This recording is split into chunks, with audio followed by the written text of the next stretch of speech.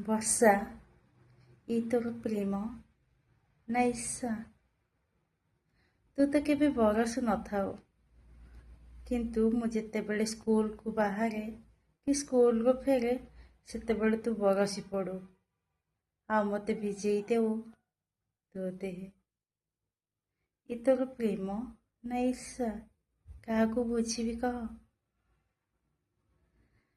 ତୁ ତ ଜାଣିଛୁ ମୋତେ ତୋତେ ଦେଖିବାକୁ ଭଲ ଲାଗେ, କିନ୍ତୁ ଭିଜିବାକୁ ନୁହେଁ।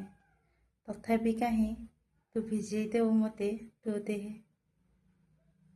ଏ ତୋର ପ୍ରେମ ନା ଈର୍ଷା?